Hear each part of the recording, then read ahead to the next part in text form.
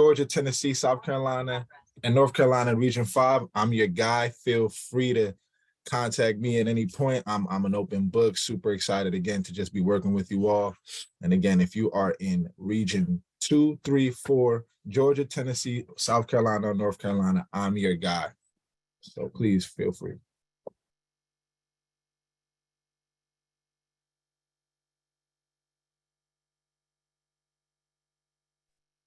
Good evening, everyone. My name is Amari Fenoy, and I proudly serve as your training and programs manager coming from the state of Georgia. I'll be coordinating local and national trainings, more specifically convention.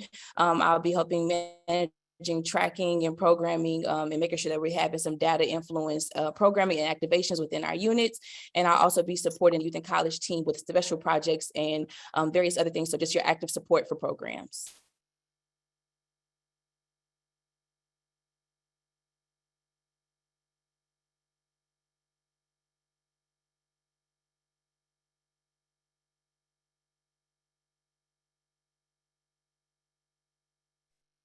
Awesome. Thank you. Good evening, everyone. My name is Sierra Juve. Everybody calls me Cece, and I am your administrative assistant. The main thing about my role that connects me to you all is I am completely working on social media management in addition to scheduling with the youth and college staff. So if you are interested in being featured on our page more, if you're interested in just creating content for social media, please connect with me. I actually will be reaching out to folks. So if anyone is interested, we are putting together some posts to celebrate Kwanzaa, which is happening in about 2 or so weeks. So if you're interested, you can hit me in the chat or connect with me afterwards. And if you need to connect with anyone on the team, you can also feel free to connect with me as well.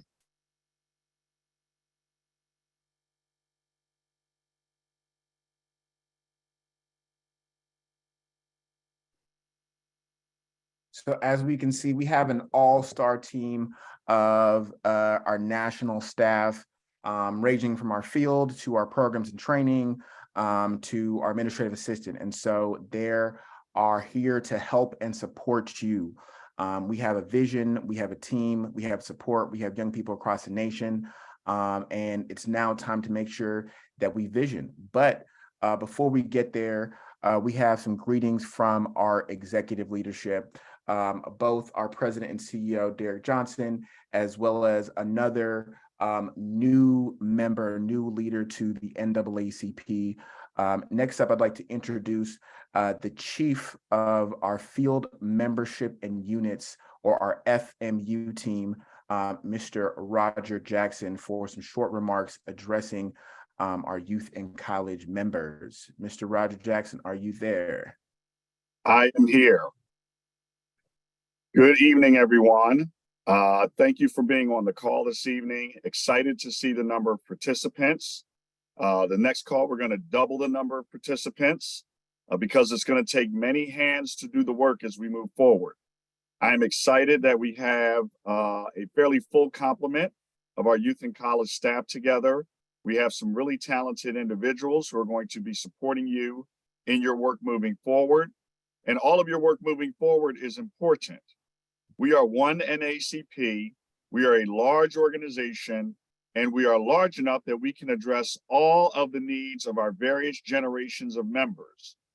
And the needs and areas of focus of our youth and college division are no less important than everything that we do as an entire association. But that work only gets done when you do it. That work only gets done well when you are actively involved and when we are supporting you in making a difference on your campuses and in your communities. So we look forward to this end of year celebration, this end of year discussion, and this planning time as we look towards 2023 to grow and strengthen the youth and college division as we look to grow one large NAACP. Thank you, Wisdom. Thank you, team. And wishing everyone a great holiday season and a really productive call this evening. Back to you, Wisdom. Thank you so much, Roger, for being here and joining us. And thank you so much for your leadership at the NAACP. Really excited for 2023 because we're going to be doing a lot of amazing work, building membership, building power. And that starts right here with the Youth and College Division. President Johnson will be joining us shortly. But as we wait for President Johnson, I'm going to pass it to Cece to introduce our special guest. Awesome. Thank you so much. So I am super, super excited to be able to welcome you all to this amazing performer. His name is Nick Corman, aka NDC Poetry, and I want to share his bio because he has done incredible work over the years. So Nick Corman is an international poet, spoken word artist, recording artist, workshop facilitator, and motivational speaker from Greensboro, North Carolina. He currently serves as a spokesperson for the campaign to free Billy Allen from the federal death row and has been featured in the Los Angeles Times, NBC News, Vice News, and Narratively. And he uses his art to collaborate with Beats by Dre, Gushers, who's one of our partners, USA Today, and the Museum of Contemporary Art, North Miami, and Where Is My Land? He has been a featured performer at the North Carolina African American Cultural Celebration, the National Black Theater Festival, and the International Folk Festival, as well as the North Carolina African Film Festival and the Mother Drum Healing Arts Foundation Festival. But his greatest honor is being his mama's son. You can find more about Nick at his website, www.ndcpoetry.com. And if you are interested, we will make sure that you have the link. So without further ado, if folks can come off mute, if possible, drop some emojis, but let's welcome the poet, Nick Corman. Hey, what's going on, y'all? What's happening? What's happening? What's happening? Oh man, I'm mad excited. I'm mad excited to be here. So like shout out to CC, shout out to the NAACP, and really shout out to the Youth and College Division.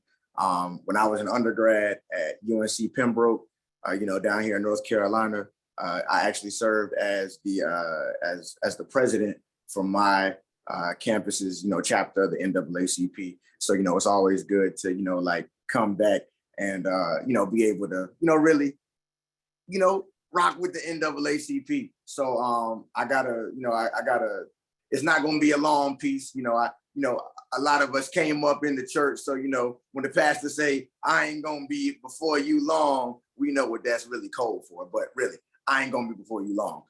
But like for real, I just wanted to before I get into the poem, I just wanted to really say I'm proud of all y'all. I know I don't know all of y'all personally, but I'm proud of all y'all for the work that y'all have done this year. I know that y'all have done some super amazing, super critical things, and especially for y'all to be as young as y'all are and making the impact that y'all are making. It's incredibly powerful. And I also just want to remind y'all that don't let ageism get to y'all, because a lot of times people see us as being like young folks, and I'm still young. What I'm saying, I'm 25, but don't let people think that just because you're young, you can't come out here and continue to make the impact that y'all have been making, because these movements, whether it's been now or even in the past, have been driven by the young people. The Student Nonviolent Coordinating Committee, other iterations of the NAACP, like the Black Power movement, so on and so forth, all of these, movements were driven by, people our age and even younger. So I just want to, continue to, let y'all know to stay encouraged, keep on doing the doggone thing. I'm proud of y'all. I can't wait to chop it up with y'all, and all that good stuff. And I also just want to, use this time to bring light to, my good brother, Billy Allen. As mentioned in my bio, I serve as the spokesperson for the campaign to free him from federal death row. And, Billy Allen has been on federal death row for the last 25 years for a crime that he did not commit. There is no physical evidence linking him to the crime. He has alibi witnesses, and the federal government is, keeping him, in prison and locked up for, this crime because they just really don't want the truth to come out. I will leave a I will also leave a Miss Rena McNeil. Oh wow, I haven't seen since I was like younger. But I will definitely leave the information to the Free Billy Allen campaign, stuff as well, so that y'all can check that out and tell somebody about that. But got a new poem, just for this occasion. So I definitely hope that y'all do enjoy. Again, thank y'all for having me, and I'm gonna get into it. You exemplify what it means to be young, gifted, and Black, and it's a fact that no matter how bleak our future may seem, we're a product of the struggle and triumph, because we're our ancestors' wildest dreams. See, the GOP was talking about a red wave, but because of Gen Z, we've been able to stave off that nonsense. So as you enter into this next season of your life, I must ask you, what is your life's blueprint? Time is more scarce than empathy, so how will you choose to use it? Your future will be based on the work you put in and the people you decide to be cool with. So even if you don't hit the gym, I pray that you exercise discernment. I'm pro-choice, but I pray you recognize the power in your voice and carry each dream forward term and never choose to abort it. I pray you see the value in your vision and never second guess any decision that pushes you towards your destiny. I want you to look in the mirror each day and say, no one can stand in the way of what's meant for me. You're the only version of you that has ever existed, so you're destined to make history. So even if your name isn't in glamour or in lights, you have the power to make the best out of this life, because you are somebody and you absolutely deserve to be abundant and at peace.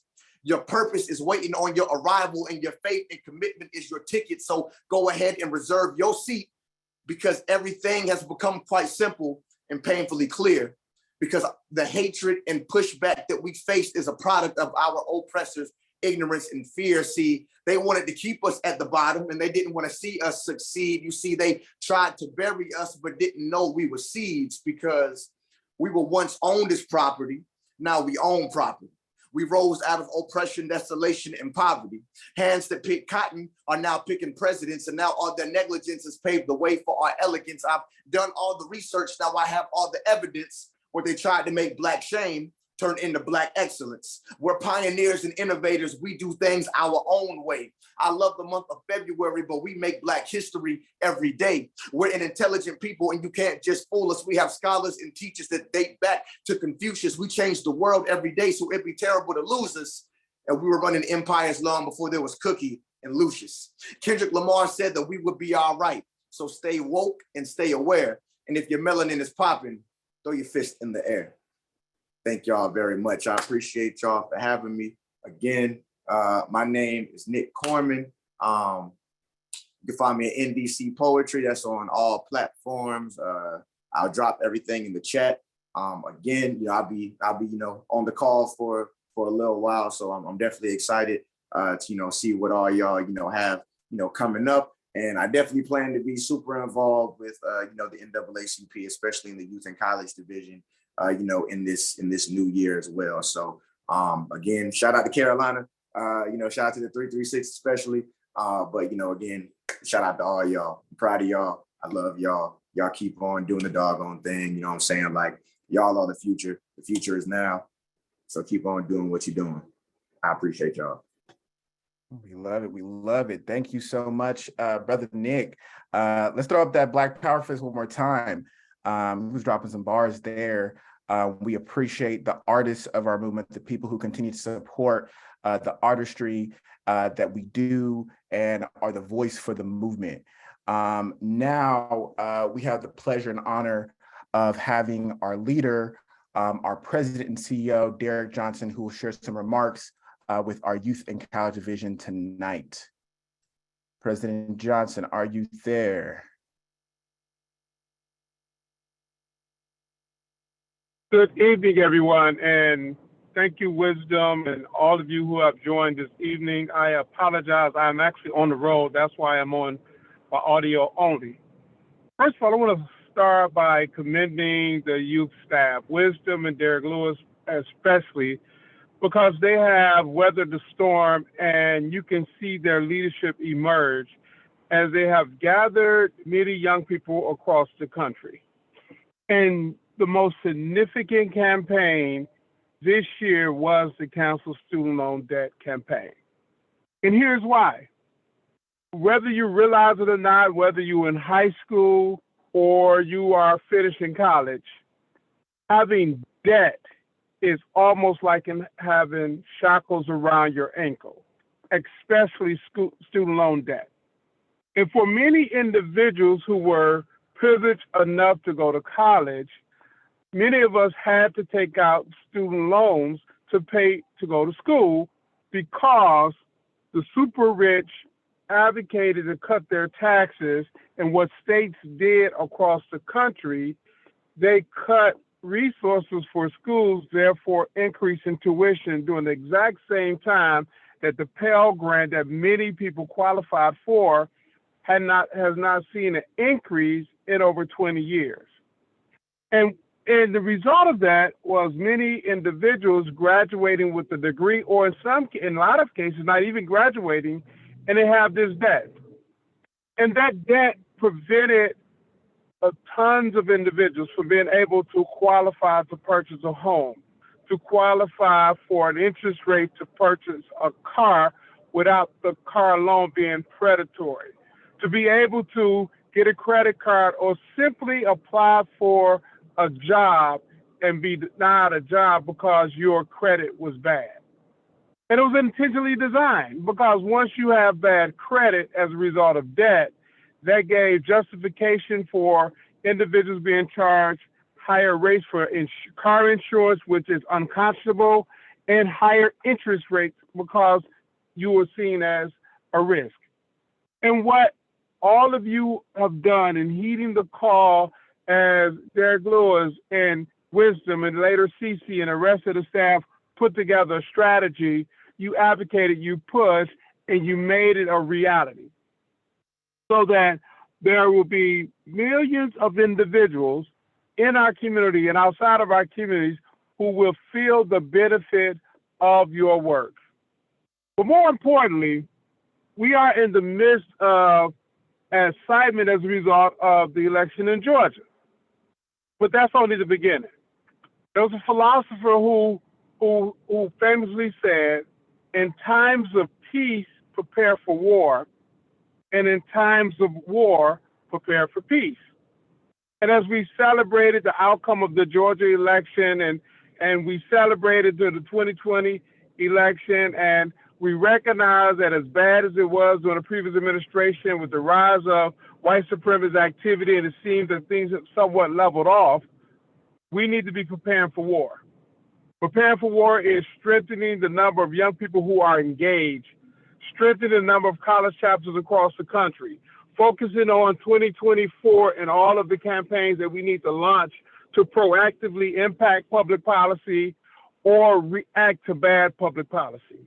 That the voices of our communities are the young people has always been the energy and the courage to move the needle in partnership with our seniors who bring a level of wisdom and understanding connected with those who are in between our elders and our young people. Movements are intergenerational, not one generation, and therefore we have to have more young people engaged, pushing the envelope with the energy that you bring to the table.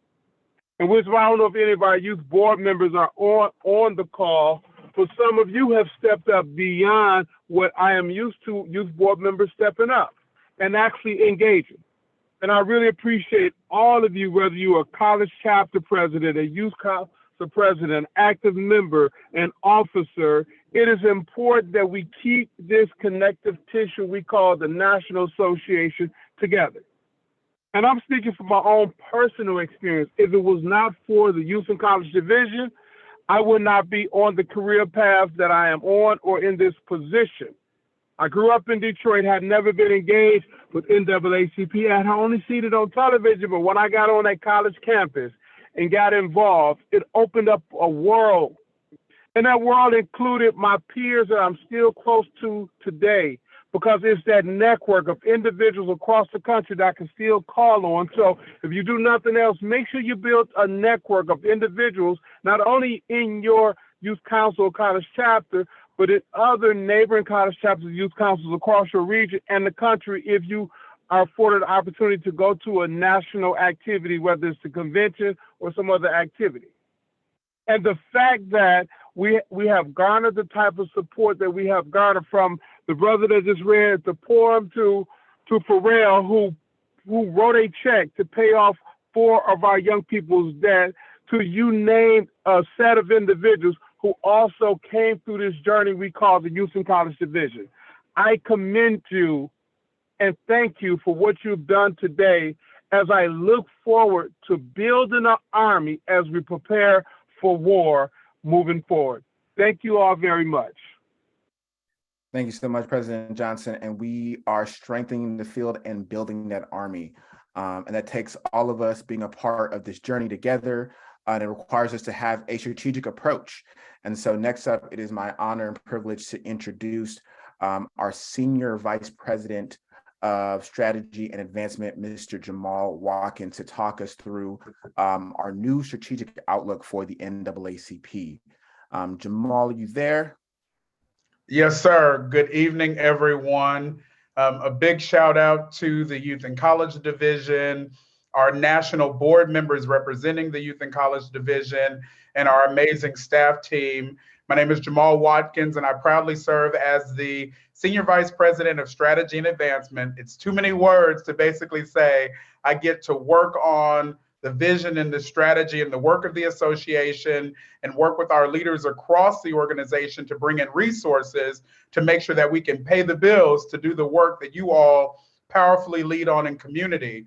I'm going to drop in the chat a few things about who I am. I too, like President Johnson, was born and raised in the association, grew up specifically in the great state of California, Region 1, where I grew up in a city called Bakersfield. Most of you will never go to Bakersfield, and you're not missing much, but it was a great place for kids to be raised and to learn about life, but you don't want to go there as an adult. No offense to anyone who still lives there. Undergrad, I went to Stanford, was a part of the college chapter there at the university, grad school at NYU, again, a part of the organizing of the NAACP on that campus. And tonight I'm going to spend a little bit of time talking about our strategy refresh.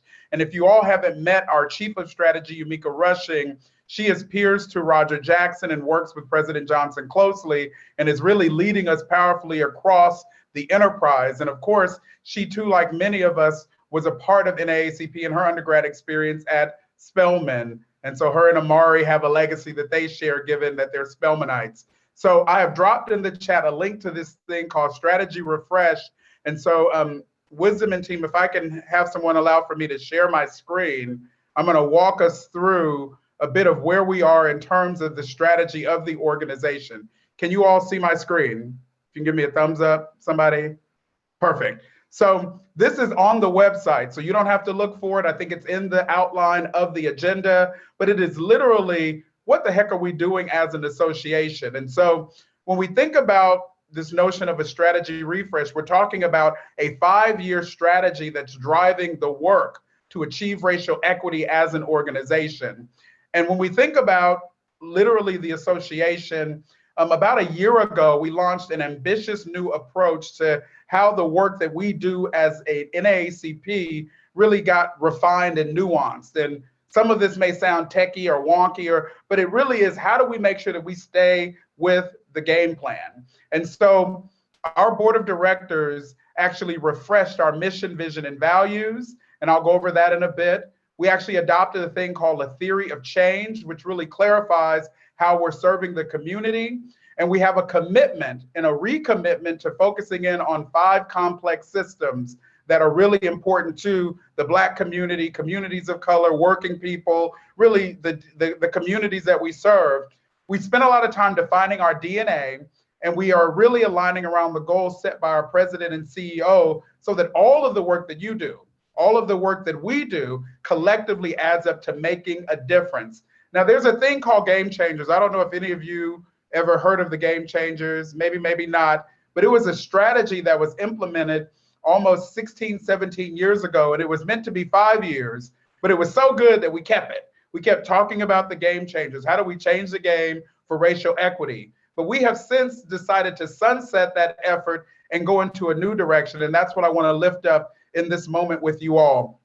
I'm not going to talk through all of this. You can read through this in the slides itself, but there have been some milestones that really got us to this point. Because some folks say, why do you have to have a new strategy? Well, if you think about it, if you keep doing the same thing and the world isn't getting better and fast enough in the way that it should, you have to constantly innovate. You have to constantly say, well, let's change the game a little bit. No pun intended. Let's refresh what we're doing to get it right. And for many of you who are on your education journey, think about it this way. You can't do the same thing you did in the first grade when you're in the 12th grade.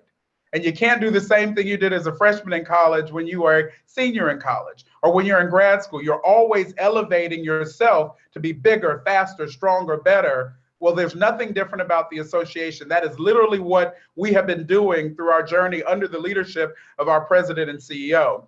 And so the first thing I want to point out is that our mission changed a bit when we thought about what happened in 2020. Many of us saw George Floyd, Breonna Taylor, Ahmaud Arbery, folks whose lives were taken far too soon for no reason. And so when we think about our mission, it had been refreshed by our National Board of Directors to include the words Black people.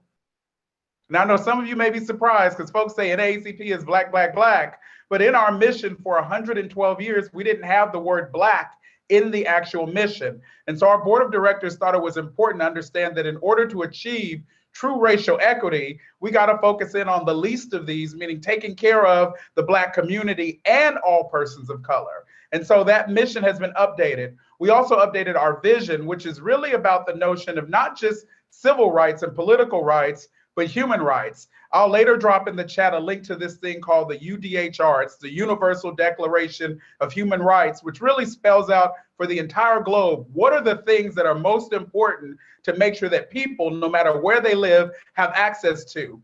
For example, how many of you knew that access to clean water and sanitation is a human right? I'm raising my hand because that was a newly added human right as of 2010. So when you start to think about this notion of us connecting the dots across the globe, it really is about us really refining our mission and our vision.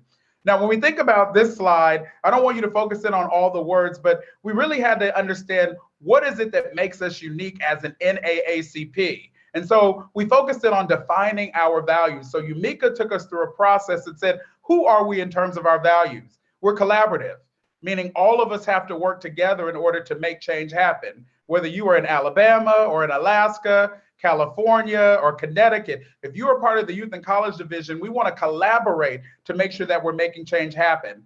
It's about being committed. All of you are committed. I don't have to speak much on that. We're ethical, meaning we do things according to the law. We're not shady. We're not doing nothing underhanded. We're transparent. What you see is what you get. We are about the business of making communities whole, and we're visionary. We're thinking about the future, so that the next generation of Youth and College Division activists won't have to fight the same battles that we're fighting. Now, what's important about our theory of change and our DNA is pretty simple. How do you know when we show up as the NAACP? Is it because we have a cookout, a rally, a march? The answer is actually no. Our DNA, our fingerprints, is literally three things. When we show up, we're focusing in on racial equity. We want to make sure that no community member, whether you're Black, white, brown, or indifferent, is left behind. And so we look at it through the lens, and when we think about our work around policy advocacy, we also focus in on civic engagement. And that is making sure that every vote and every voice is lifted up in the election cycle. Shout out to our friend Amari, who really helped us bring it home in Georgia, because we are nonpartisan, but we're not blind. So when you think about making sure that no votes are blocked, we do our best work and our best thinking by making sure that we're promoting community engagement through civic engagement. And then we focus on supportive policies and institutions. And here's an example of what that really means. There are some organizations who say, we're going to organize a food drive. We're going to organize a soup kitchen. We're going to feed the hungry. Well, we're over here advocating for jobs so that people can feed themselves, so that families can feed themselves, because I'd much rather you have a great income and a livable wage and fair access to healthcare and all the things that make life good, so that you don't have to go to a food bank or a soup kitchen. Not to say there's anything wrong with that, but our work is about transforming systems, policies, and practices to make life better, again, for the communities we serve. Now, this slide is the most important, I would argue, because some folks say, well, what are we really focusing in on? there are 5 areas that really matter in a deep way to the Black community, and I would actually argue to all communities. It's education, environmental and climate justice, health and well-being, and inclusive economy, and this thing that we have labeled as race and justice, but it really is a combination of looking at the criminal justice system and what does it really mean to have justice in our communities. And so our new work, if you will, is being committed to this thing called C-HOPE. And it's a play on words. It's the centers of innovation around these bodies of work. There's a Center for Health Equity.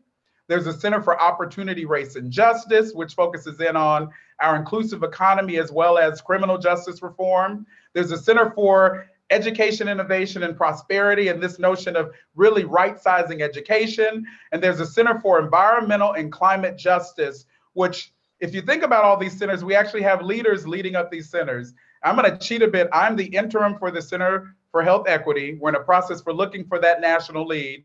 But the Center for Opportunity, Race, and Justice is run by Keisha Dana Ryan, and she is based in Louisville, Kentucky. And she's gotten me right by saying Louisville, Kentucky. So Keisha is our leader for the work around inclusive economy, race, and justice. And we'll make sure we get their contact information out to you. You also have the Center for Education Innovation run by Dr. Ivory Tolson. Dr. Tolson, who is a great leader, comes out of the Obama administration, is based here in the city of Washington, D.C. It should be a state, but we're working on that. And so Dr. Tolson is leading that work. And then the Center for Environmental and Climate Justice is none other than Bray Connor, who is based in the great state of California, my home state. She lives in Sacramento, but spends her time all around the country making sure that we're doing the right ECJ work. And so when you think about this new commitment to these centers, it really is around bringing together NAACP expertise, like thought leaders. And many of you are probably thought leaders in your own way and have to be connected to this work. It brings across issue area leads. If you serve on a committee, an education committee, a health committee, a criminal justice committee, we want to make sure you're being plugged into these centers. And then there's strategists, lobbyists, communications, research, state advocates, all types of folks who are really leaning in to make sure that the work we are doing and the work we're committed to doing is making a difference within our communities. I'm going to cheat a bit and really share something that has been unique, for example, coming out of the centers. We have launched with an organization called Brookings, a thing called Black Progress Index. And it really is connected to this notion of life expectancy. And so when you think about the notion of life expectancy, there's a whole website that has been developed that really focuses in on where you live. And when you think about where you live, it can actually make a difference simply based upon where you are born. And so the second link I'm going to drop in actually is the index itself. And I want you to take a look. Type in where you live, your zip code, and you can see what is life expectancy for your community if you happen to be born Black in that community. The reason why we're lifting up this type of framework is that at the end of the day, if we're talking about racial equity, you should be able to live a long, healthy life no matter who you are born and how you are born or where you are born. And so that's what our work is grounded in, is making life better for the communities we serve. In terms of the 7-point advocacy model, some folks say, okay, NAACP, we get it. Y'all are advocating for change, but how do you do it? And so through our research, we found that you all in the field and in the community literally use about 7 methodologies, 7 ways in which you bring this work to life. You mobilize. We know how to do that well. We do research. We actually have lawyers who do litigation. We like to sue folks when they act a fool. We expand leadership through trainings. We do convenings. We bring folks together. We actually specialize in storytelling. Folks would say communications, earned media, paid media, digital, but it really is around shaping the debate, creating the right narrative. And this is all focused on that 7th area of centering equity by advocating for the right policies, solutions, and practices, again, that make our communities whole. And so when we think about this work, at the end of the day, it all connects. The advocacy model, our centers of innovation, our DNA, our fingerprints, the goals of our president and CEO, and the connectivity to our mission, vision, and values. And at the end of the day, the real focal point is you. All of the work that you do in your communities, on your campuses, with your families, your friends, is really what makes this come to life. And this is just the framework or the container that sort of tells the world, here is how we operate as an organization. And so with that, you will have access to these slides. It's on the website. and there's a lot of information here. And so, get used to it, start reading about it. And if you have questions, we'll make sure you're connected to Keisha, Ivory, Abray, myself, and others who can continue to unpack what does it mean to do this work in the best ways by us giving you the technical support and assistance you need to really make change happen in your communities. And so with that, I want to thank you for this time. I want to thank Wisdom and his team and really lift up the reality that at the end of the day, this is power. Who we are as an organization, and your volunteerism and what you do is what make change happen. And this is just the wrapping or the container that really spells out for the rest of the world who we are and what we do as an organization. Thank you. Thank you so much, Jamal, for that strategy refresh. As with any organization, as we are reaching our 114th birthday, it's absolutely necessary that we update our systems, update our practice, update our strategy, but also trust in the power of the NAACP and the members that make up this association. So thank you so much for presenting on C-HOPE and our strategy refresh. Again, I want to make sure folks have access to the C-HOPE documents. You can go to the agenda. Jamal dropped it in the chat. So it's very important for us to be up to date on what is happening in the NAACP.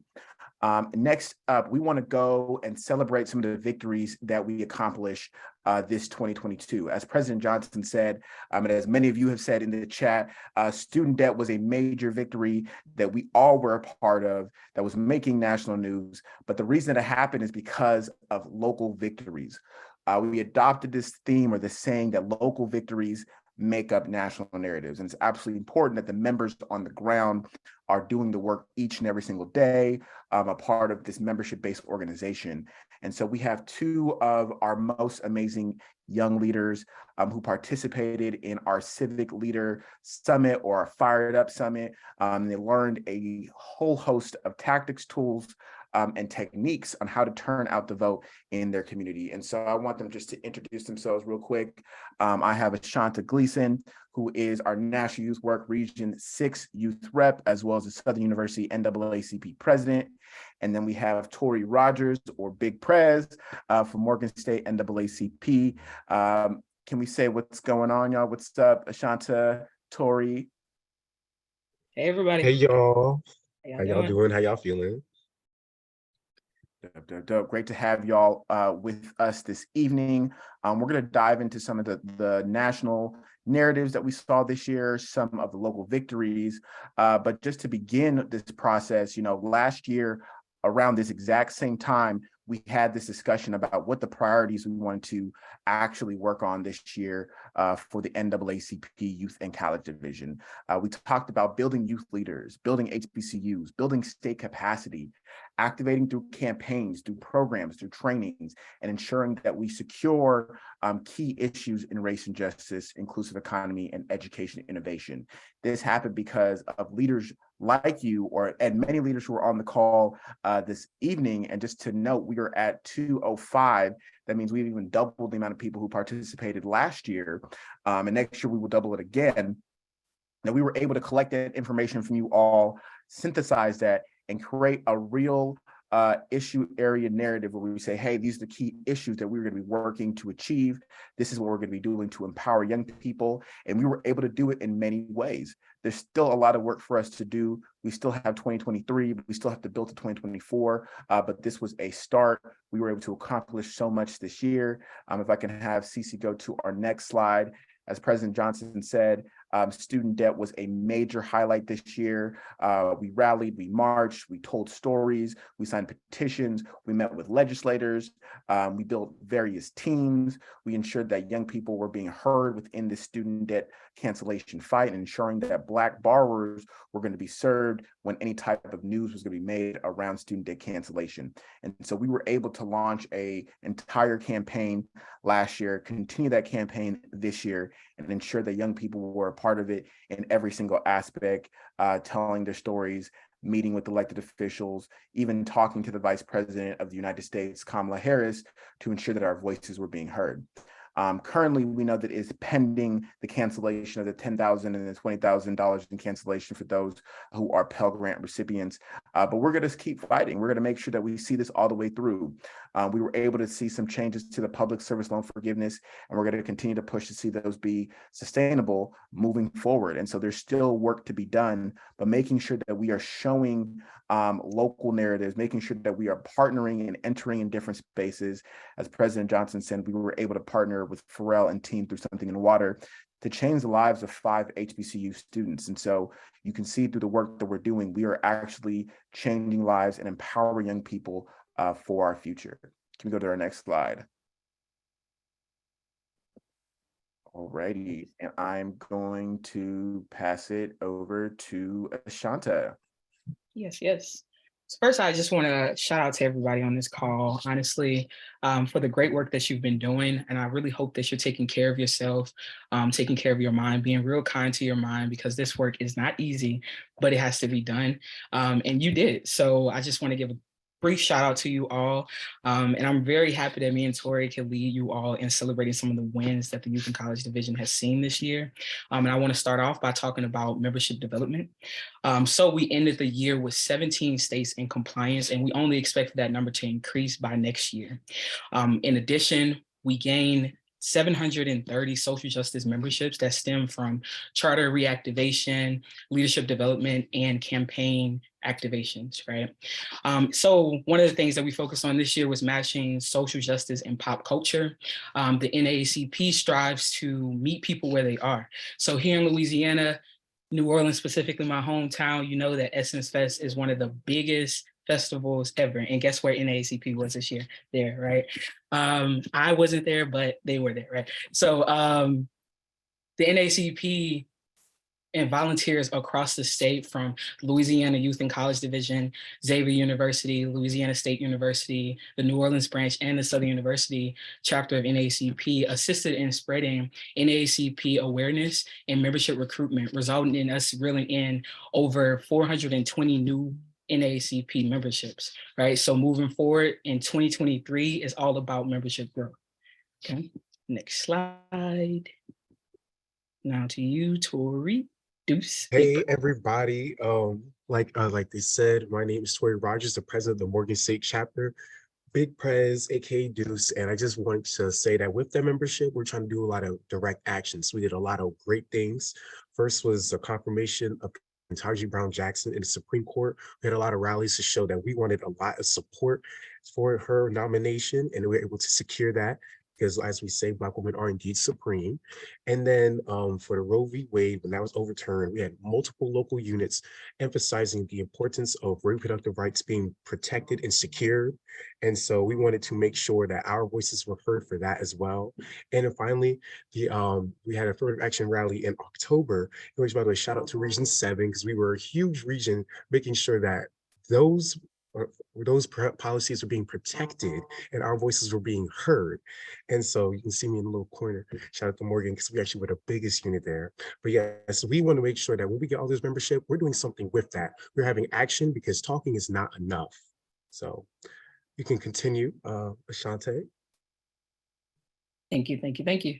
So now we're gonna get into something that's pretty fun. How many of us were at convention this year? Just give me a little fire emoji or something in the chat. So let's get into some of the stats, right? So at the 113th NAACP annual convention, it was held in Atlantic City, and it was held in person for the first time since 2019. So just imagine how electric the room was, right? I wasn't there, but I know it was electric. I want to be there this year, right? And I'm sure all of y'all on this call are going to be there as well. So this year, there were 454 total attendees with 260 delegates with voting power. And next slide. And so, as we all know, like I said, elections were a big emphasis this semester. So we had a fired up civic engagement summit in which we had 30 leaders trained in civic engagement from tier 1 and 2 states to make sure we were able to get the Black youth vote turnout. We made 867 calls to Georgia. And with that, we had 580 volunteers recruited, and then 3.2K pledge cards and vote.org links. So a lot of people were pledging to vote and making sure their voices were being heard. Mind you, this was held in the lovely city of Baltimore, which is where, best HBC is located. And I just want a quick shout out to my unit, especially my political action chair, Talia Baptiste, because we were able to get a lot of students engaged and educated about the power of their vote. And I just wanted them to know that without our support, without our unit support, it just wouldn't have been as possible. So shout out to everybody, shout out to everyone's membership, and just shout out to everyone working together. So y'all keep talking in the chat. Look, I said what I said. It's a fact. Anyway, with that, we had lit activations. Ashante, could you educate them about that? Yeah, I got you. So as far as lit activations, we had a total of 45 GOTV activations taking place from the week after voter education week to election day. Right, so give a little hand clap for that. Right, so with that, units engaged in a magnitude of mobilization tactics such as marches to the polls, party to the polls. As far as Southern, we did a second line to the poll. We had our little brass band. We just did a little two-step to the poll. Polling station was on our campus this year, so we had a blast. We had tabling on campus, dorm storms, homecoming tailgates, phone banking, etc. Right. So overall, we sent over 1.5 million text messages. 1.5 million text messages, y'all, and made over 63,000 phone calls to turn out the Black vote. Come on, that's some big numbers, right? And all efforts were made to support Black youth voter turnout across the country. And we did just that. So congratulations, good job. Super proud of all of y'all. And next. Dope. Thank you so much, Ashanta and Tori.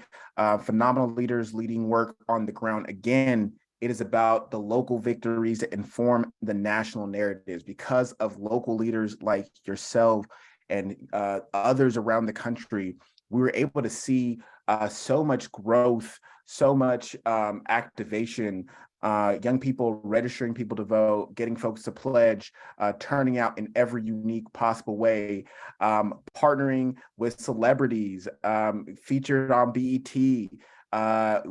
Because of our partnership with vote.org, we were able to see an increase in voter registration and really empower people with the tools to ensure they're able to use voter registration through digital tools, through QR codes, and all that great stuff. And so very excited for all the work that was done. As you can see here on our chart, you can see the levels of voter registration, some of our top performing campuses, our voter verification pledges. And I'm going to challenge all of us to do even more in the upcoming elections, right? Voter registration doesn't just happen the few days before the election or the few months before the election, but it is something that we do 365. Civic engagement is ingrained in our DNA as the NAACP. And so we are going to continue to do the work even in an off year. Don't call it an off year, right? There are 3 statewide elections happening next year. There is a plethora of mayoral elections happening across the country. And so it is absolutely critical for all of us to stay involved, stay engaged, and to continuously educate people in our community and making sure that we are getting out the vote. Next slide. So as you can see some of our top line numbers here. This is a great start, but we still have a long way to go. And so we are going to continue to push the envelope. We're going to continue to register voters. We're going to continue to verify them. We're going to continue to get them engaged because it is about a longer process. It's about making sure that we are mounting an insurgency and ensuring that our people have access to the ballot. Next slide. So now I'm going to pass it over to Mr. Derek Lewis and Miss Amari Fenoy to go over Fight, Win, Repeat. How are we developing our youth and college theory of change, and what are we fighting for in this upcoming 2023?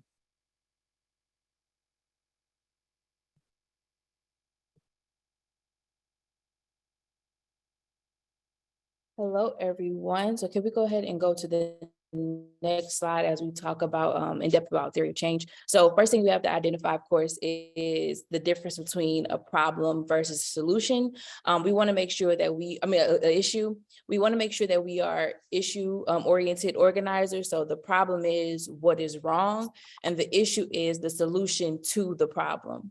Can we go to the next slide? So understanding that The issue is solution-based and specific to individuals, and the problem is is an overall systemic problem that impacts groups. We want to make sure that we're able to differentiate both. So I want to kind of give a couple examples. So one of them is dealing with voter access. So a problem is that voter ID laws keep young people from voting. But an issue with the solution base is student IDs should be acceptable forms of voter IDs. We saw this issue in Georgia, specifically for our HBCUs, the AUC, Savannah. Those individuals were not able to use their student IDs, but other schools like Georgia State, Georgia Tech were. So we see that issue, especially for individuals who look like us, and we want to make sure that we have solutions to those issues. Can we move on to the next slide? Student debt. So the problem is Gen Z and Black millennials are trapped in loans and lending services, but the issue is we cancel 50K in student debt. So the goal is to cancel student debt. That is our issue. That is our solution-based problem that we're going to go head towards, and understanding the difference between both. We identify the problems within this. We understand that we want to eliminate student debt because of the barriers that it has when it comes to affording a house or moving forward without debt. But we understand that if we cancel student debt, that eliminates those problems, and it has a solution built in within that issue. Can we move to the next slide, please? Educational equity. So understanding that the problem is the lack of funding to HBCUs, but the issue is demanding policies, urging senators to increase the funding that goes to HBCU. So understanding what the need is within that and making sure that we're pushing forth a solution within understanding what the actual overall problem is. So we will go ahead and move on to the next slide. So top 3 priorities when choosing an issue. So first, we want to win real victories that improve people's lives. So we want to make sure that we can have solution-based plans to move forth, to execute, to make sure that our work is actually overall impacting those individuals who we serve. 2, we want to make sure people are aware of their own power. We have power in numbers. We have power in our membership. We need to strengthen our membership to make sure that we push forth our issues, such as student debt relief, such as voting disenfranchisement.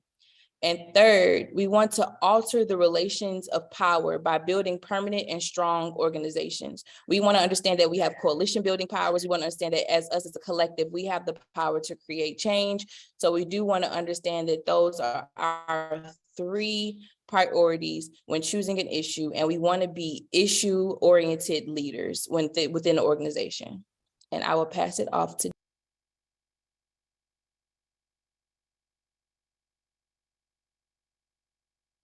Thank you, Amari. Appreciate you for going over that, which will really segue us and set us up into our own youth and college theory of change. What's being dropped in the chat at the moment, also on the agenda, is a link that's being shared with you to get engaged with this tool that's being shared right now. Once you get inside this tool, to let me know that you have made it inside, I want you to press the heart emoji.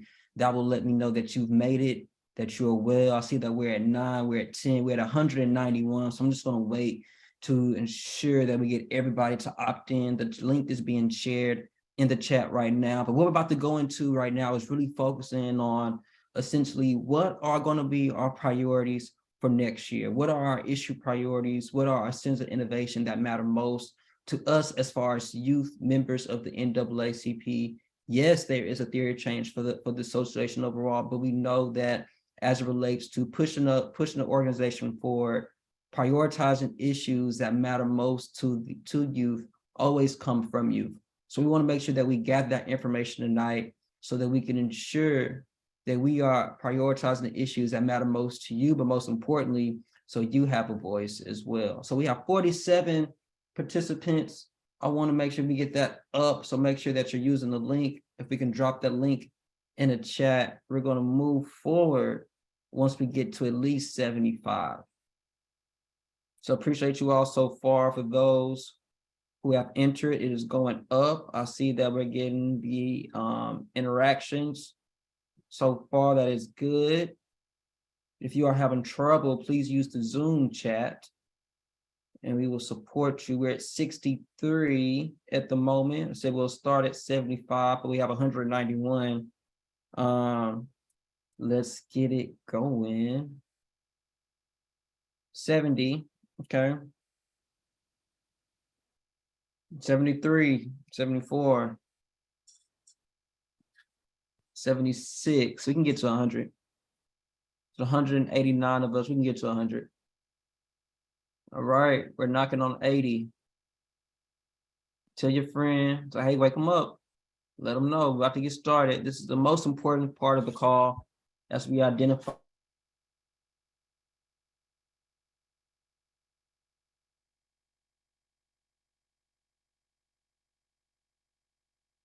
even for staff trainings and curriculum around this in 2023.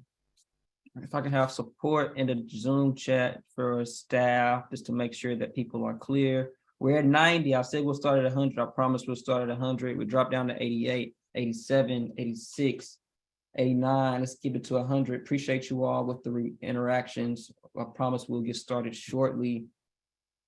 We want to get to 100. We're at 90 right now. I want to get to 100.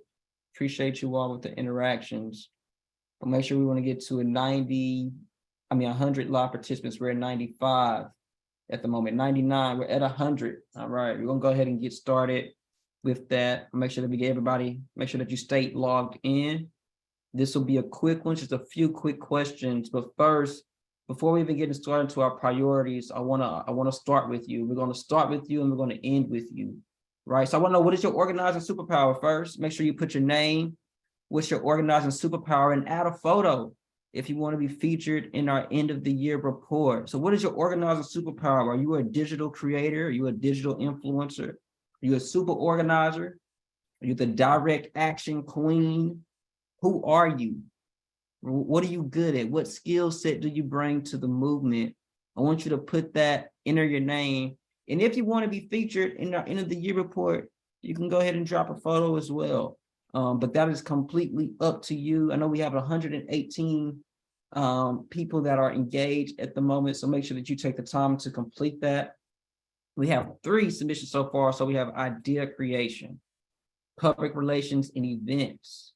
Mia Nicholson, shout out to Florida State, specifically coalition building. We want to know, what is your skill set? How do you become an asset to the movement? What do you bring that's different, right? So appreciate you all and your responses. We're going to give you all about 1 minute and some change, but I'm loving it. I'm loving the responses. I'm seeing that we're getting people to come in, willing to take a risk. That means you're dangerous. All right, we got some photos. Shout out to those with the photos. Miss Aliana Ruffin, out of Virginia. Appreciate you. My organizer superpower is my research skill. Research is key. All right. I'm loving the responses that I'm getting so far. Michael Jefferson is a mobilizing master. Okay. Content crown queen. This is a nice picture. Manuel Davis, one of our advisors. Intergenerational connector and youth mentor supreme. As you see, I'm probably being biased right now because I'm going to the photos, because photos look good. We also want to recognize you all as well. I see that on political advocate Wayne State. We have 53 seconds, and only 41 answers, 108 participants. I know we have more. 40 seconds, make sure that you submit it, that you get it in. 50 participants that have submitted. Show me some love when you're done. I see you, Lauren, William, Jaslyn, Tyler Webb. That's from Oklahoma. Shout out to Oklahoma. William Evans, I think it's my guy from South Carolina. Make sure that you're all completed. We're at 65 answers. It's 99 of us. We have 10 seconds left, so make sure that you get it in. I'm going to make sure that you all know that this is helping us as we identify your strengths. But most importantly, I'll make sure I keep it unlocked, give you all a few more time, give you all 30 more seconds before we go on to the next one. We're at 74 participants, 74. What is your organizing superpower? Add your name. This is really helpful. We have 15 seconds. 15 seconds. Get it in, get it in, get it in. 15 seconds. 10. 5. If you're still on this page, you'll still be able to complete it. But for us, for the 74 that completed, we're going to go ahead and move forward. You can still put forth your answer if we go past you. Next, I want to know what center of innovation do we as the NAACP need to prioritize in 2023 for Black youth? Jamal quickly went over the centers of innovation, but essentially we're thinking about what is the framework that we want to look at? What is the framework that we need to prioritize? Is it opportunity and racial justice, where we're talking about racial equity, right? Where we're talking about racism, where we're talking about discrimination, where we're talking about criminal justice, right? Or and also gun violence, or is it health equity, where we're talking about making sure, as you right here, that we're having the right or the adequate amount of resources as relates to ensure that we can have mental health resources to support us? Or is it education innovation, where we really rethink the world of education, not just student debt cancellation, but when we live in a world to where education is free, right? Or is it environmental climate justice? We see time after time after time that every year we know a hurricane is going to hit. Every year we know that when that hurricane is going to hit, that it's going to hit a town where Black people are affected by. And if it's not a hurricane or a natural disaster, that is always something to do with the quality of water and or air. What should we prioritize for Black youth? You're able to choose 3, but what should we prioritize for Black youth as relates to our Center of Innovation? Right now, I'm seeing health equity, right? Right now, I'm seeing health equity. I'm seeing back and forth in between opportunity of racial justice and education innovation. Speaking again on racial justice, you're thinking about racism, you're thinking about discrimination, you're thinking about criminal justice, you're thinking about gun violence. What exactly, if we had to choose 3 out of the 4, what should be our top 3? We have 1 minute left for you to select your answer choice. Once you're done, actually, besides, give me the like emoji, not the heart. Give me the like emoji. Let's run up the likes instead of the hearts. I got too much love and my heart is filled and is overwhelmed at the moment. So now give me some likes. All right, cool. We have 45 seconds, making sure that you cast your ballot, your choice. This is really important as far as your engagement, because this helps us determine what are going to be our priorities for next year. This isn't for fake. This ain't for play. We ain't doing this just because. We want to make sure that our members are actually choosing our priorities for next year. 25 seconds to select, and then we'll go on to the next one. Elena Ruff, I'm going to ask you to pull back because, girl, you've been liking it up. You've been liking it up, Elena. Everybody else, appreciate you. Appreciate you, Elena. But for everybody else, give me the like emoji. Once you're done, you have 10 seconds to select what is our priority. You see what are our top 3 at the moment. Surprised to see the results. I'm liking it though. You have 1 second. I'm going to keep it unlocked. Give you about 15 more seconds to select your answers. You have 10 seconds. 10 seconds remaining. 10 seconds remaining. Make sure that you select your choices before we go on to the next one. The next one's going to be really, really key. All right. Appreciate you all. You can continue to do that. Next, we're going to focus on, Amari went over what are the problems, right? Now let's get personal. Let's keep it real. What are the problems that Black youth actually are affected by locally in your community or in your state? What is that? I think you have the opportunity to select 7 or put forth 7 of them, but be as specific as possible as it relates to the problem. Is it gun violence? I was going to say it. I was going to say that. But what else? What are the other problems that are going on, right? I know we've seen a lot of a wave around critical race theory and school boards and the crime rate. So yes, let's get it. Drugs, poverty, lack of opportunity. What else? Give me more. Low literacy rates. Give me more. Racial discrimination. Give me more. Food insecurity. Okay, now we're talking about climate just a little bit. What homelessness, gentrification. We're talking about affordable housing.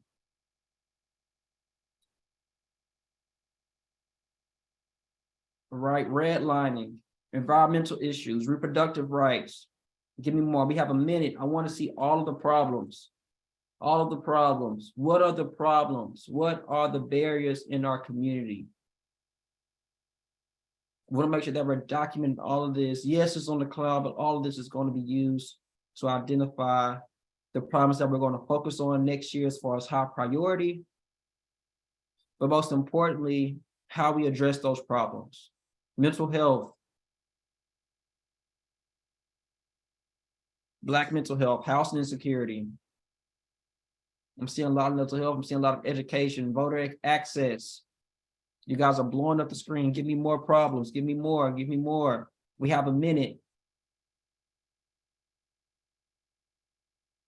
The problems that exist in our community. I stay in. Thank you for those who went here with the.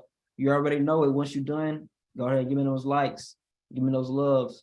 I stay in Northeast DC, and my problem can be a lot different from what your problem is. A problem for me and my community is gun violence, not just gun violence, but specifically amongst youth. It's access to housing in Washington, D.C., right? Affordable housing as well. We have 30 seconds. Let's get those problems in. I'm still seeing COVID. That is true. COVID outbreaks are still happening. Low salaries, unemployment. Give me the problems. You have 10 seconds to give me the problems that Black youth are affected by. Not your parents, that you are affected by, that your friends are affected by, that the future generation will be affected by. You have 2 seconds. 1, appreciate you all for doing that. I know we got a lot. I still see that we have a lot that's coming in, as always, because I'm seeing that participants are typing. I'm gonna give you all 15 seconds. Even though I move on to the next slide and you're still doing this, you are able to still complete your answer before you go on to the next slide along with everybody else. All right, if you're done, give me the like emoji, give me the like emoji, blow up the likes, blow up the likes, blow up the likes, blow up the likes. All right, participants are still typing. You will still be able to complete, but for the rest of the body, we're gonna keep on moving forward. I love seeing the reactions. I love it, I love it, I love it. I think that typing is done so we can move forward. So next is, what steps do you want elected officials to take to address the issues in your community? So now we talked about the problems, right? What are the solutions to the problems? What do we want to be seen done to address the problems? If the problem is gun violence, what's the solution to gun violence? If the problem is housing, what is the solution? All right, I'm seeing it, passing policy. I'm sorry, community service is not the solution. What are the solutions? How will elected officials address the problem? What will they pass? What will they do?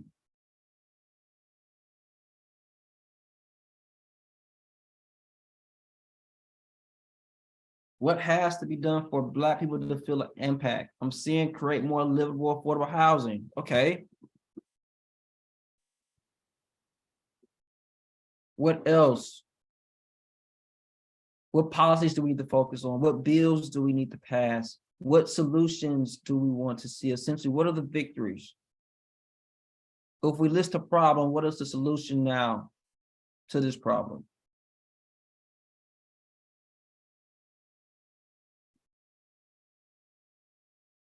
Reproductive rights in state law. Make sure that we have resources. All right, I'm seeing that we have others around critical race theory, including Black history, slavery. What else? Stopping gerrymandering, accountability. What about accountability? What needs to be done to ensure that accountability is even necessary? What steps? If we just have this midterm election, now what do we just voted somebody in, if that's on a local level, on a school board, if that's a state rep, that's a senator, whatever. Now what do we need them to deliver on? What are those specific policies that they promised on the campaign trail? What do we want to see done within the first 60 days? What do we want to see done within the first 120 days? What do we want to see done before the presidential election to see if they're really about Black people and ensuring that we can live in a healthy society. What do we want to see change? What is the solution? A living wage. We're getting there. We got 23 seconds. 23 seconds.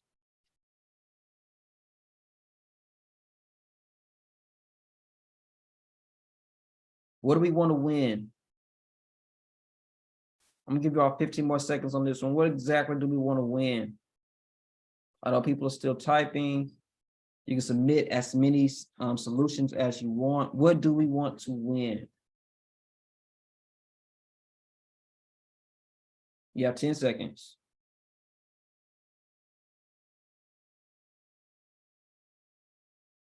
Three, two, one. Keep going. I see you.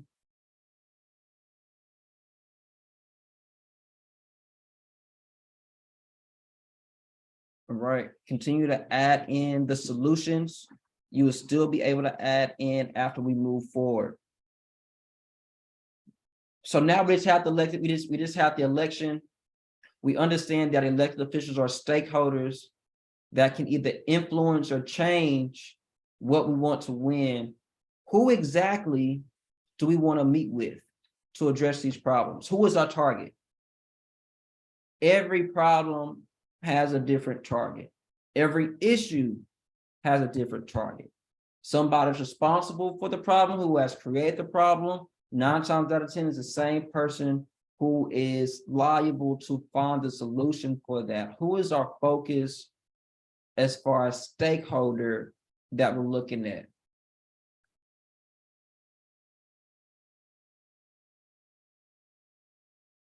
You have 2 minutes. Once you're done on this one, give me the cry emoji. The cry emoji is pretty low interaction. Give them the cry emoji. All right. I want to see, where is our focus yet? Where is our focus at? Is our focus local? Do we need to focus on the President of the United States or the Supreme Court? Or maybe our senators, maybe. Do we got that energy, or is our energy directly on the local level?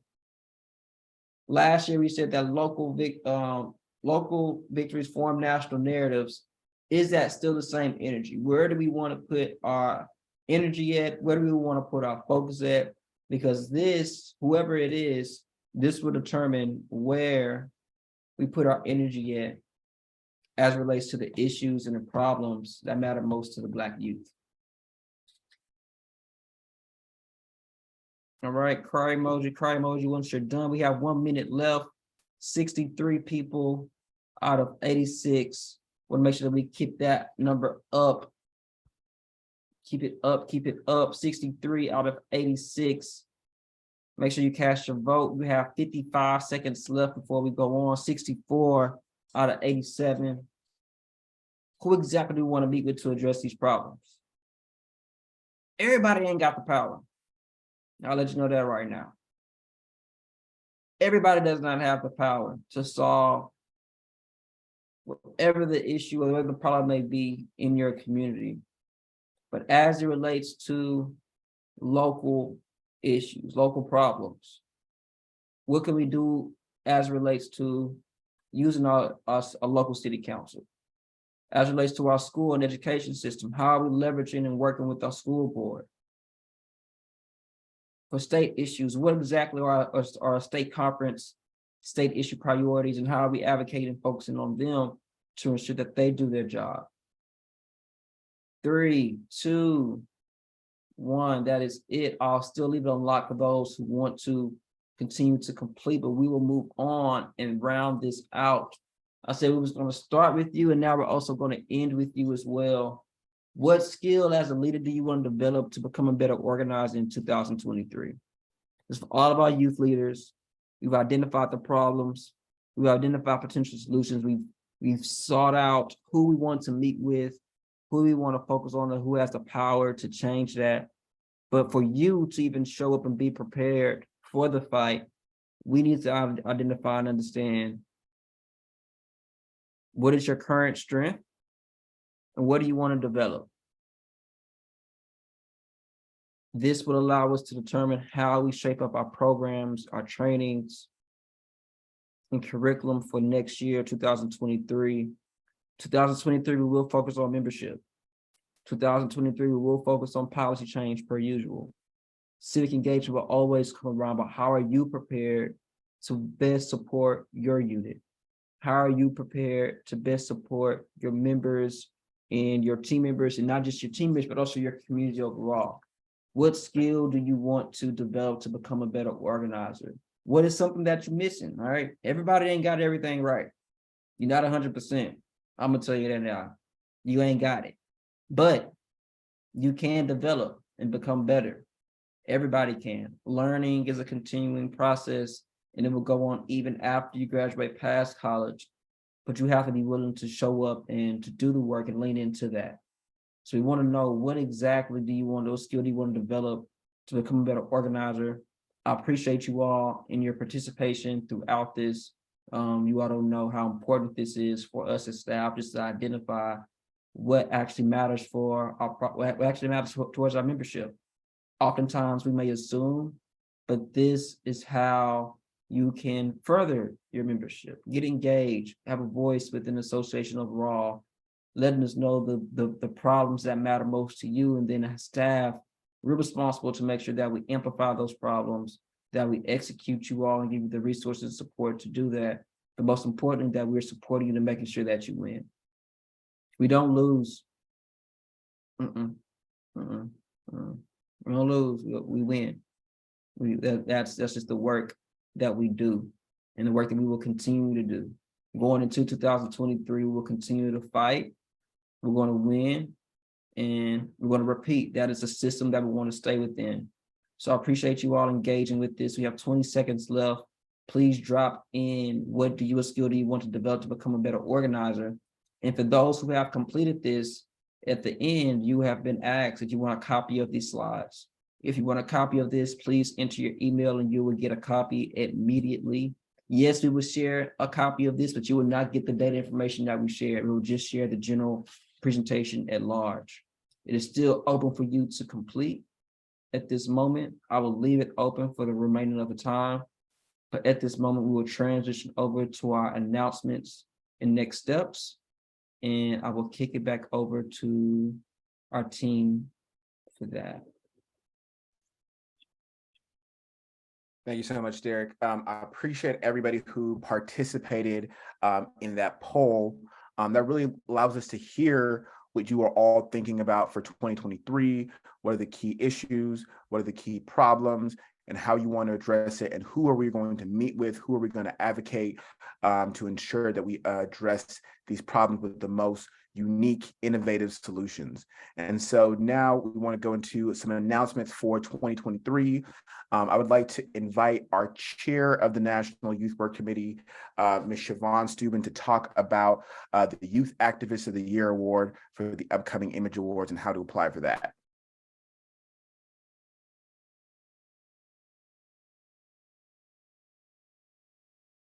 Siobhan, are you still there? Oh, you're on mute. Oh, you gotta unmute her. Thank you. Appreciate it. I was hoping someone could read my lips and see that I was saying I can't unmute myself. Good evening, everyone. As Wisdom said, I'm Siobhan Steuben, Chair of the National Youth Work Committee, Region 6 Youth Board Member, and I also proudly serve as the Vice Chair of the Image Awards. So really excited for this year's Image Awards and want to make sure that you all have the most up-to-date information. So of course, applying for the Youth Activist of the Year Award, the deadline is going to be December 31st. So you have until the end of the year. Guys, gave y'all some extra time.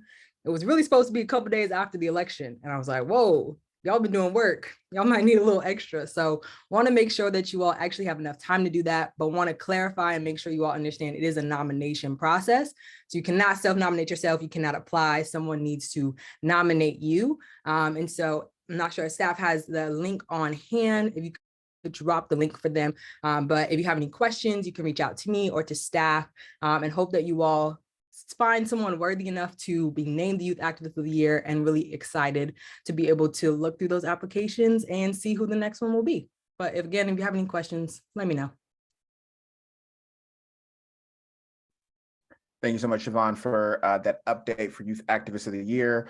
Our staff team will drop the link in the chat for you to nominate somebody that you believe should be the Activist of the Year.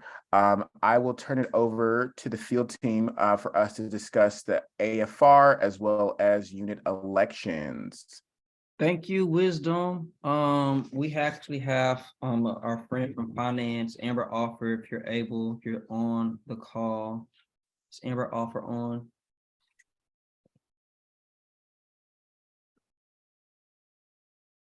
Amber Offers on, if we can give her access to speak.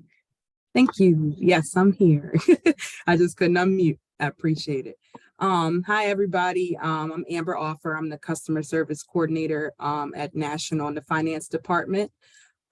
Just pretty brief. The AFR is set to be delivered around the end of December. So you guys should be receiving those AFRs around that time. Of course, the AFR is due March 1st of next year. Of course, we're going to have FAQs for you guys, as well as training videos that'll go along with it. If you guys have any questions, you can feel free to reach out to me. If the FAQs and the trainings are not enough, you can reach out to me. So I'll drop my email in the chat if you guys have any questions. But yes, we should be releasing the AFR at the end of this month, and it will be due by March 1st of next year. Thank you, Amber, for that. Shout out to the finance team. You all know who are NAACP babies. This is a little bit untraditional for us to get it this early. So shout out to the finance team for getting it out early to our members. For our state leaders, for our units, state leaders looking at you specifically, please ensure that your units are completing the annual financial report. Utilize your quarterly meetings to ensure that you can use that as a live session to where units you can walk them through it and have them completed in real time. But you all know that this is really imperative as it relates to convention compliance. Again, the annual financial report is due on March 1st, and you will be assessed this year with fees. The past 2 years we have waived it. This year would be $75. It is fixed for youth in college at $75. So from now until March 1st, your unit should have at least $75 or at least come with fundraisers to prepare to come up with that assessment price. Next, as it relates to a sense of compliance is leadership, right? Unit elections will take place March 1st to April 15th. You all know this takes place annually each year, March 1st through April 15th. Elections will be conducted via Election Buddy this year. More information and training will be released soon, coming from myself and Jamel. But FYI, elections are coming up. Please be prepared to go through that and make yourself available for the trainings and next steps with that. Next, I will kick it to our program and training manager, Mari Fenoy.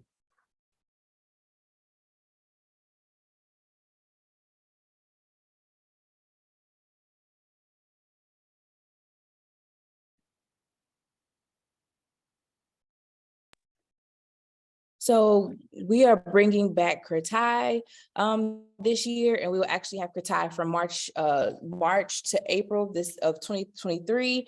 If you are not familiar with Kratai, we actually go over civic engagement plans. We figure out how to execute those plans, and we tailor our civic engagement to your specific area in terms of the elections that are going in the area, building power. How do we activate? How do we move forth, and how do we activate our campuses and youth councils and the communities around us? So it's all things civic engagement. So really excited to be in various areas, and those locations will actually be released at a later date. But please look forward to those announcements or them coming out closer to March and April. And we are excited to see you all possibly in person.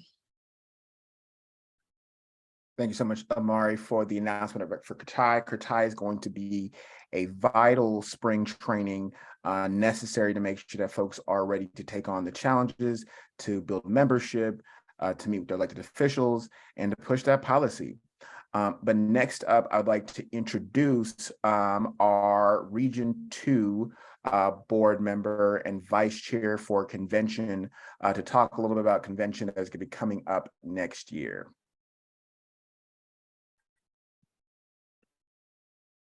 And Gia, I just unmuted you. Hello, everybody.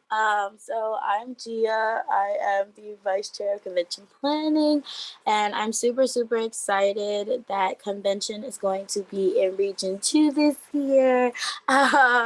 It's going to be in Boston, Massachusetts, July 26th through August 1st. So make sure that you guys are keeping up to date with all of our updates as far as surveys and workshops and stuff like that.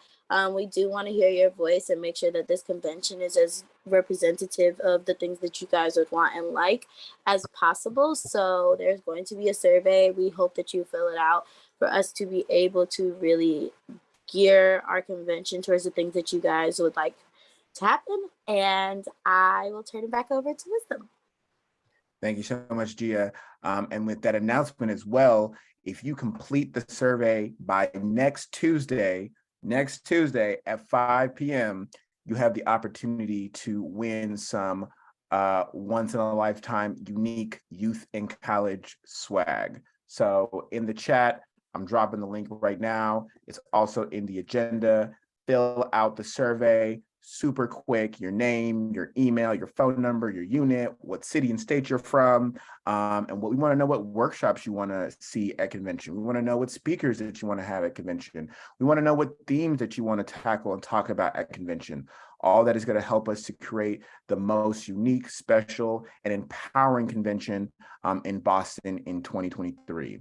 And to bring us on home this evening, I know it has been a long webinar, but there's been a lot of information. I'm going to pass it over to Cece, our administrative assistant, to talk to you about some unique internship opportunities. Thank you, Wisdom. So just to wrap us up, I will share that we have 3 partnerships that we're working with. So that's Nissan, that's Children's Place, and Roosevelt Network. So these are each of these partnerships have a multitude of internships within them. And so this is just brief information. If you are not on our email list, if you don't receive our newsletters, please let me know in the chat so that we can get you signed up. And all of that information is in there. And if it's not in there already, Amari is going to drop the links to each of these. But really, really amazing opportunities. From the ones that I got to read through, all of them are paid opportunities. One actually pays for your housing throughout the summer if you want to come up to Washington, D.C. And they are across all majors. Some are specific to undergrads, some are for undergrads and graduate students. So there's definitely something for everybody within these. If you have any questions about them in particular, definitely feel free to email me. Thank you. Thank you so much, Cece, for sharing those internship opportunities. We have come to the end of our end of the year roundtable. I want to thank each and every single one of you for participating, for making sure that your voices are heard, for making sure that you are sharing the problems most important to your community, but also thinking through the ways in which we're going to solve it, right? There's one thing just to say, these are the issues happening in our community. The NAACP actually does work to address it. And so you are part of that process. You are part of helping the work that we do. Again, it is about local victories that inform national narratives. And with you by our side, us together, we have the power to change our reality. And so we're going to open it up for a couple questions before we wrap up. And so if there are any questions, feel free to drop it in the chat. Feel free to raise your hand. If you have put your email in the chat and you would like the slides, we will be downloading the chat at the end of this presentation, so we can send it to you after this presentation. But I see Ms. McNeil raising her hand. I will unmute you now. How's it going, Ms. McNeil?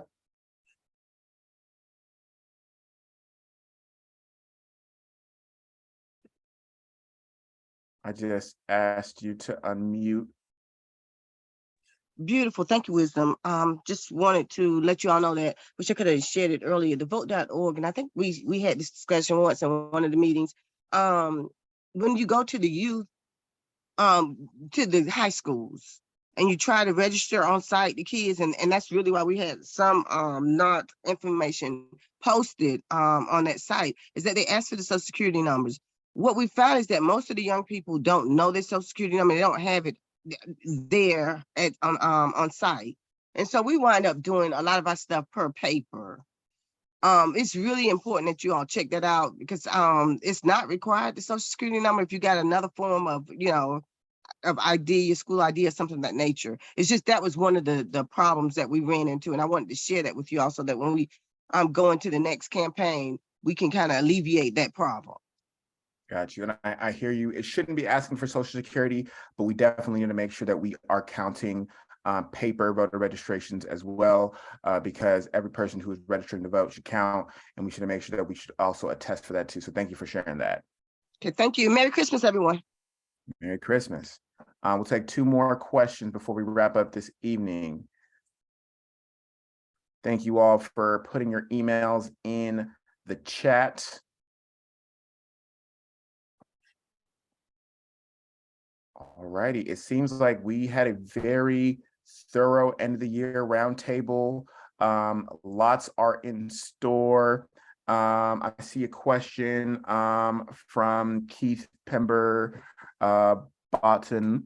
Are there scholarship opportunity information aside from what is on the website? Do we know the date in March that Youth and College Division was founded? That was March 9th.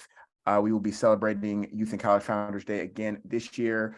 The scholarships are on the website.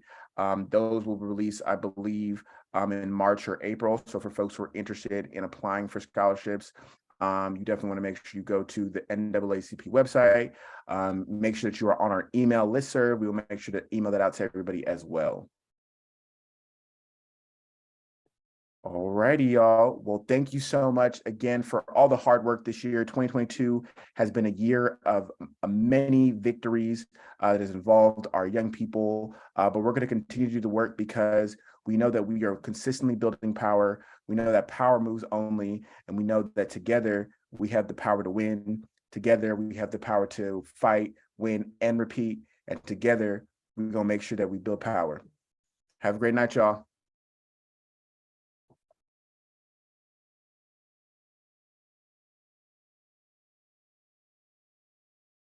Happy holidays, y'all. Happy holidays. What did I do? Oh, it's gone. Don't forget to fill out the convention survey. Any chance we can see the slides with the fellowship opportunities on it? Yes, Cece, you can put that back up, and then Amari, if you can drop it in the chat. Great job, everyone. Thank you. Good night. Thank you. You're looking for the opportunities in the chat or the slide?